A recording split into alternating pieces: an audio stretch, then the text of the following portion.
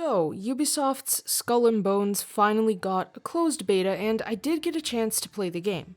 Now, I didn't play all 6 hours because, to be honest, there's a lot of things I'd rather do than play 6 hours of Skull and Bones, and you'll see why. But I did play a decent amount, and honestly, there's quite a lot that I have to say about this game. I know that most of you by now know the fiasco that was this game's development cycle, but I'll just rehash it quickly. Skull and Bones was delayed about 6 times and even moved studios, and this is pretty much the product we're gonna get at this point. Let's be fair, we've seen this with other betas before. Typically, the beta is as close to the final product as possible. Skull and Bones was originally supposed to be some type of DLC thing for Assassin's Creed Black Flag, which is still to this day one of the best Assassin's Creed games to ever release. Of course, hearing that it's technically building off the backbone of Black Flag should be encouraging, right? Right? Well, unfortunately, that's just not the case here. Skull and Bones has been through a lot of delays, pushbacks, and problems, and it seems like the game is unfortunately just not up to par with what it was promising to be initially. So let's dive into my review of the Skull and Bones closed beta, and I'll let you all know what my thoughts are on the game.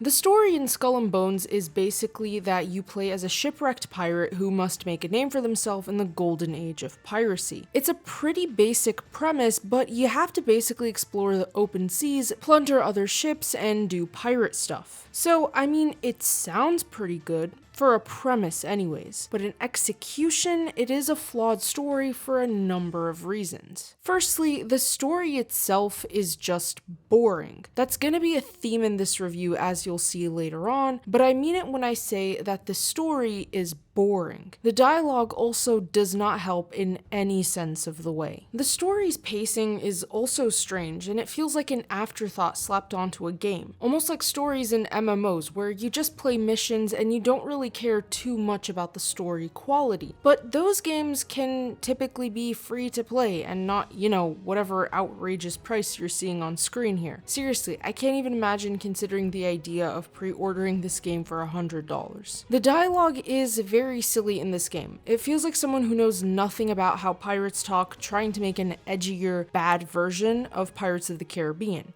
So you're the kelp that washed ashore from the wreck of the Exeter. Skellock may see potential in you, but all I see is a would-be pirate with salt in their breeches. Tell me, what does the Pirate King see in someone as ragged as yourself?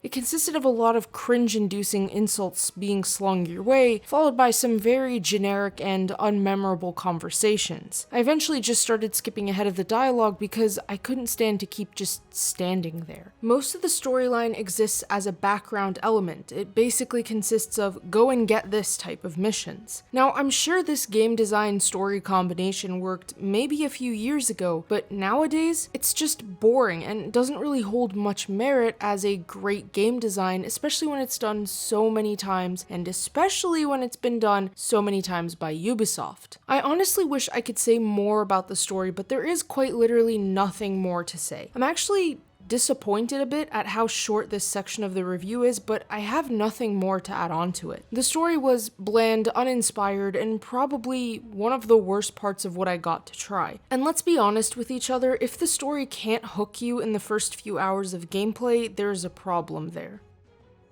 If you're anticipating Assassin's Creed Black Flag levels of ship combat, I will have to advise you to not expect that. Unfortunately, the ship combat in this game is very arcade-like and not something I would personally expect from a game made by Ubisoft, especially when they made Black Flag. Now, mind you, I had no expectations of negative or positive gameplay going into this beta. I wasn't super caught up on Skull and Bones before because I didn't really care that much, but I was willing to give it a shot. Those who do watch my channel know that I like to try a lot of games that I wouldn't normally play or I wouldn't really think to play on a normal basis. Now, Skull and Bones' premise was initially intriguing, but I wasn't like following the development that crazily or anything like that. The thing is, I was really bored with the gameplay in Skull and Bones. I was expecting something more fun with more strategic ship combat, but it was very bland to say the least. The ship combat is done through weapons you acquire at the blacksmith in an area called St. Anne, and you can upgrade your ship, add new weapons, and things like that. When you're at sea and attacking other ships, you lock in and just kind of fire. There's no way for you to line up shots like you can in Black Flag. At a certain point in the destruction of the enemy ship, you can press a button when prompted to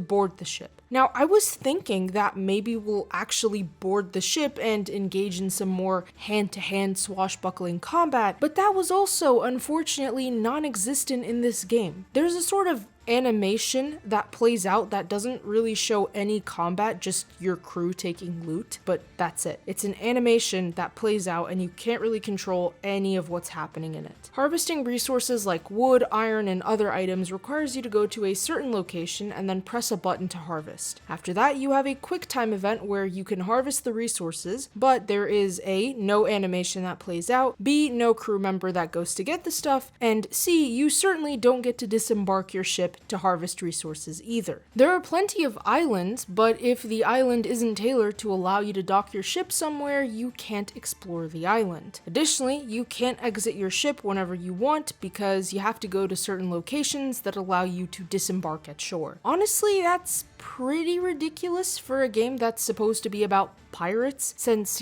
pirates aren't just on boats or at least just sailing all day. There are some areas, I suppose, where you can land and move around, but only again if the game prompts you to go there or allows you to dock there. You can't just arbitrarily pick and choose this part. The ship's steering is also very hard to work with. It's not a smooth experience where you can enjoy the ship combat at the very least. The ship steering is rough, and for a game that requires you to be in a ship basically the entire time, that's not very encouraging nor exciting for me to play through. It makes the actual exploring a literal drag. You can also switch from first to third person when steering your ship, but I found that first person wasn't very easy. There are hostile predators like sharks in the water, but you can kill them with spears. This mostly affects you when you're on the dhow and not really on a big ship. The way you make money is through accepting and completing contracts and from selling items you've looted throughout the world. You can then use that money for ship upgrades, clothing, ship weapons, and more. The gameplay was honestly really disappointing. Story and dialogue and graphics all aside, the gameplay was very disappointing for what I was hoping for it to be. But I guess I can't be too shocked because this game has been stuck in what can only be described as development hell for years. I think it's a really massive miss for Ubisoft. They had the backbone of Assassin's Creed Black Flag to work off of, and that game was an absolutely fantastic pirate simulator with an assassin flair thrown into it. All they realistically needed to do was remove the Assassin's Creed stuff and stick with the pirate stuff, and then they've made an excellent pirate-based follow-up to Black Flag. It's also a bit jarring after playing so many Ubisoft games myself, where all of them are just structured around the same gameplay loop, design, and look. I wouldn't mind as much if the gameplay was exciting or enticing, like Ghost Recon Wildlands and Ghost Recon Breakpoint or the Far Cry games, but Skull and Bones just wasn't up to par with those other games in terms of exciting gameplay quality. So I got a game that basically looks like all the other Ubisoft games without any of the fun elements of any of the other Ubisoft games.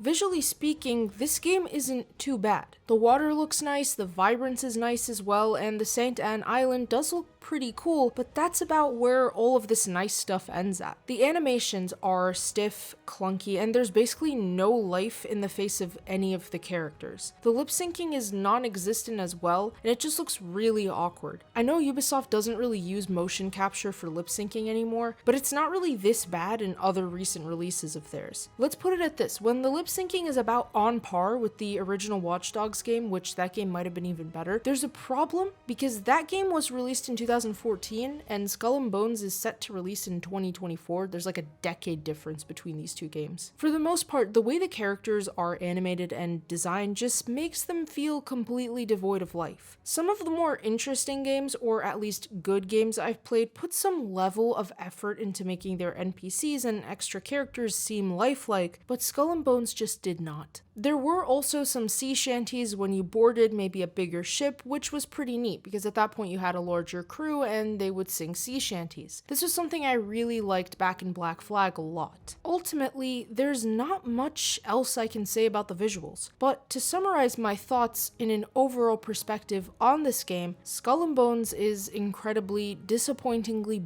boring. It's basically a ship simulator, not a pirate simulator. And in essence, there are just better pirate games out there anyone can play that are much more exciting and much more interesting. It just simply doesn't really feel like what was advertised. Again, it's not really a pirate simulator, more so a ship simulator. If you're looking for a ship simulator, I guess this game works for you. Honestly though, I'm not really all that surprised that this is the way Skull and Bones turned out. I'm sure some people out there loved it, but for me, this game was very boring. I just couldn't play for many hours and I found myself very tired of the gameplay very quickly. In all fairness, there are just more games and better games worth my time out there, and if I want to be a pirate, I'll just go play Black Flag. I certainly wouldn't pre-order this game, nor would I buy it at launch, and I really doubt I would even buy it even on a discount, to be honest. With that being said, thank you all for watching. If you enjoyed the video, feel free to leave a like and subscribe with notifications set to all so you never miss out on a single upload. Comment below if you played the Skull and Bones beta or what your overall thoughts are regarding what you've seen so far. Don't forget to check out our website for gaming news, entertainment, and more. The link to that, as well as all of our other links, are in the description below. See you all in the next video.